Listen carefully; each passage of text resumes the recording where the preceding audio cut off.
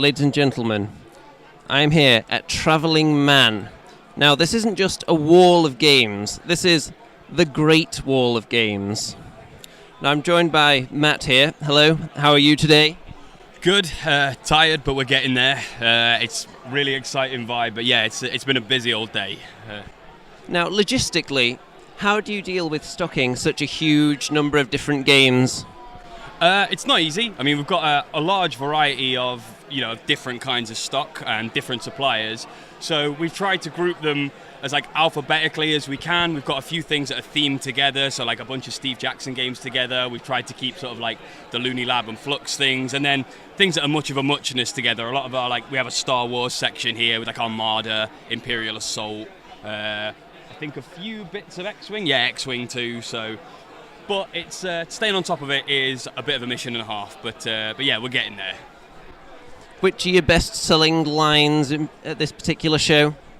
At the moment, the best-selling games we've had are probably Epic Spell Wars 2, Epic Spell Wars of the Battle Wizards Part 2, Rumble at Castle Tentakill, Elevenses, which is a little pick-up card game about making the loveliest spread for tea, has gone really well, and then the Spiel des Jahres nominees that we have, so Machikoro and Colt Express, have both gone like absolute gangbusters. They're both fantastic games.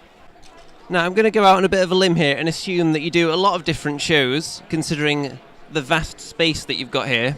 That's true. So how does the UK Games Expo stack up to the others that you attend? It's a really, really good atmosphere. I mean, we did MCM last weekend, and the thing there is everybody could be there for different things. Some people are there for manga, some for anime, some for board games, some for comics. Here it's nice that people are all here for the one thing. We've managed to concentrate on board games and then finding every aspect in the spectrum between there, trying to get all of the board games that people might want. But it's nice to be able to engage everybody. Everybody's here for the same sort of thing, and it's finding everyone's niche in there. And yeah, it's just a really good positive vibe. It's just good to see so many people happy about board games. And how many people do you find that you need to man this kind of space? 'Cause it is quite vast. Always one more. We have 8 of us here at the moment, 9, and that manages to cover it, I think. But yeah, it's quite the wall. So there's a fair bit of running up and down and sort of a weird hand signal communicating to figure out when you need the card machine and when someone can just pass you a copy of Camelot. Yeah, it must get a little bit cosy squeezing past each other a lot to get to the next shelf section. Yeah, it can be, but we've got a fairly decent system set out, so everything just gets passed down. We're about as close to an assembly line as you can get, really. Well, thanks for joining us and for telling potentially billions of people all about Travelling Man. I'm sure it'll generate a huge boost in sales.